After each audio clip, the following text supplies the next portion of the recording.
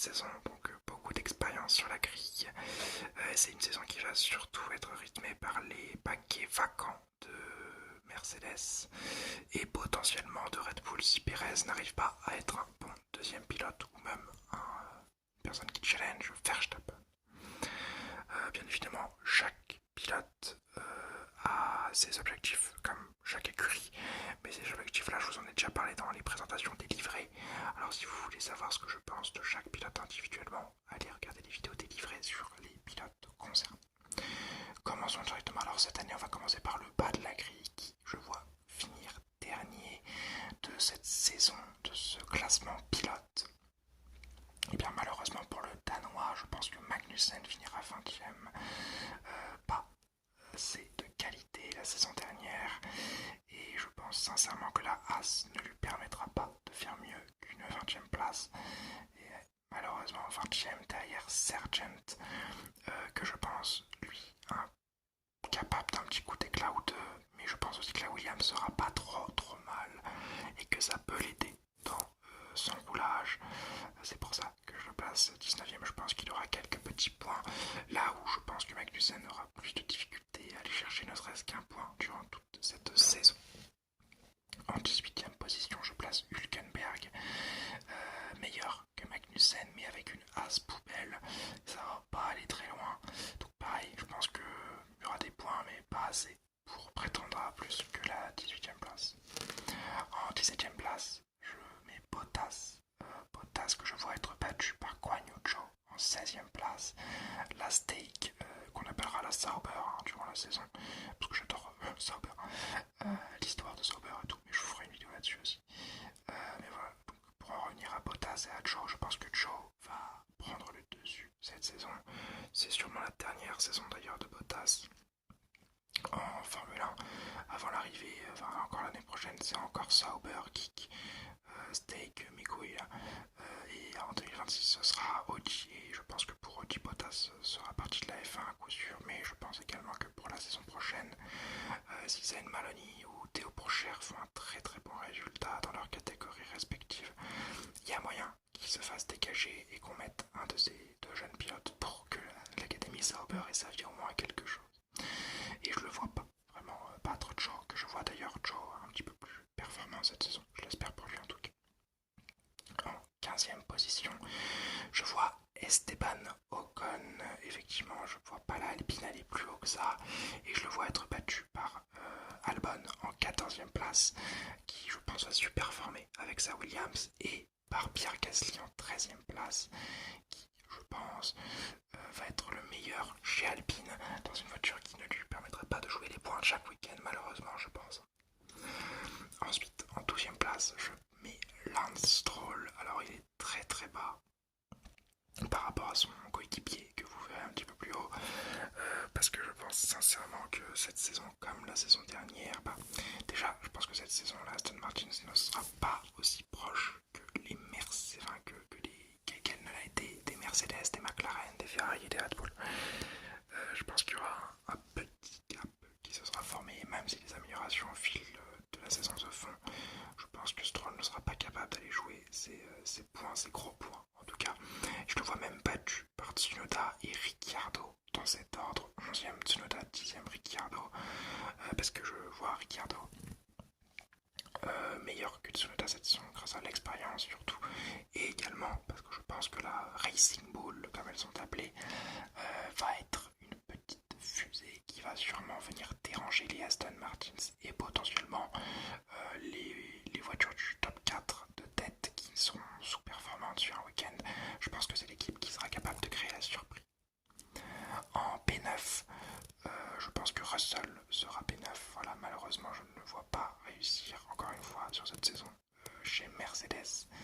Et devant lui, je vois son entre guillemets futur coéquipier selon moi, Carlos Sainz, qui sera à mon avis 8ème, qui ne va pas réussir à faire une belle saison d'adieu chez Ferrari, puisqu'elle sera battue par Leclerc, ce qu'il ne veut pas à la base. En 7ème position, je vois Oscar Piastri, l'un de mes pilotes préférés, que je vois faire une bonne saison. battre les Russell et les Sainz avec une McLaren sous-performante au début de saison, mais qui remontera bien en fin de saison. Ça, je sais qu'ils en sont capables, et c'est pour ça que, pas comme l'année dernière, je ne me fais pas piéger et je mets ce petit Piastri devant. Malheureusement pour lui, devant lui, ce sera Alonso, que je vois surdominer chez Aston Martin et que je vois encore surperformer vu le talent du pilote. Et devant ce Alonso, je vois un Hamilton qui pour sa dernière saison chez Mercedes ne pourra pas faire mieux que 5e, battu par Norris en 4e position, que je vois être en leader de McLaren avec un Piastri assez proche tout de même, et être aux portes du top 3, un top 3 quasiment intouchable parce que je pense que Leclerc finira top 3. L'écurie lui est quasiment consacrée sur cette saison, et même je pense qu'enfin ça va être la saison de l'agressivité, de la maturité pour Charles Leclerc, malheureusement battu par un Perez et un Verstappen, deuxième et premier dans cet ordre. Je me suis résigné, je sais que Red Bull va encore nous faire une saison tarée, et pour une fois je ne crois même pas au fait que que le pilote de la Scuderia puisse battre hypothétiquement une des deux Red Bull. Et donc on va donner le classement constructeur, donc As 10ème, comme je vous l'ai dit, je les vois vraiment pas aller plus haut que ça, je pense que ça va être une voiture poubelle. Sauber, je les vois 9ème, pareil, aucun développement sur la saison, pendant je pense que ça va être 2 saisons brouillonnes en fait, jusqu'à l'arrivée de Audi, donc pas grand chose. Williams 8ème, c'est moins bien que l'an dernier, mais je les vois plus proches des 7ème Alpine que des 9ème Stake. Alpine donc 7ème, je les vois être battus par Visa Cash au vu des essais de pré-saison qu'on a vus, au vu des rumeurs qui tombent dans le paddock, je pense que Alpine va avoir du mal. Et je vois surtout Visa Cash faire un énorme bond en avant par rapport à l'an dernier, un bond en avant qui les rapproche même peut-être un peu de la Aston Martin, que je ne vois que 5ème. Je pense pas Aston Martin capable de créer une super voiture cette année, encore une fois. Ça s'est un peu vérifié aux essais de pré-saison, et malheureusement pour eux, ouais, je les vois pas au-delà du top 5.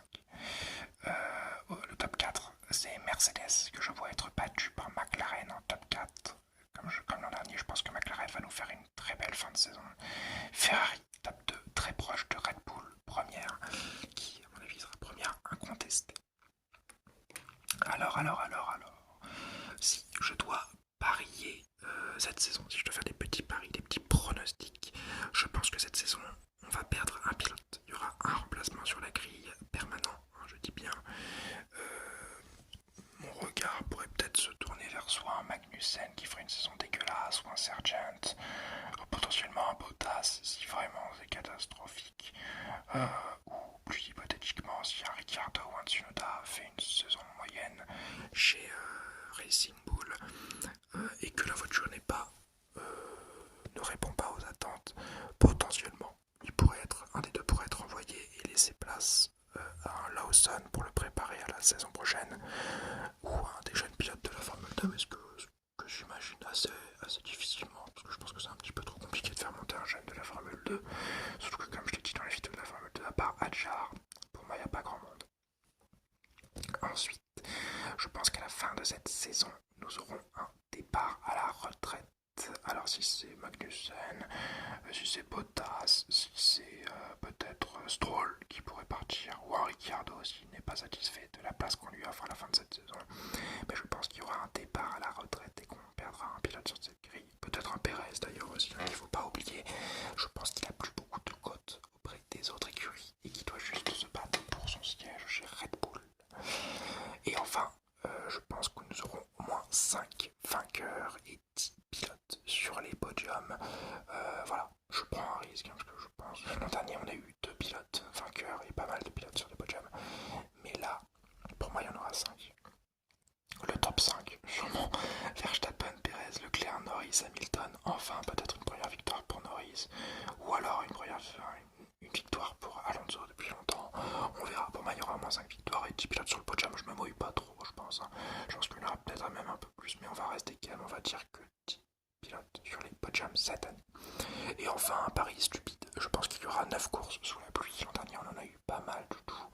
Peut-être qu'il y en aura autant. Voilà, 9 courses sur la pluie. C'est mon petit pari météorologique qui me fait bien rire. On va terminer enfin sur mes attentes entre la saison sera Abu Dhabi. Vous connaissez mon désamour pour Abu Dhabi. Je pense que Abu Dhabi va être atroce comme chaque année.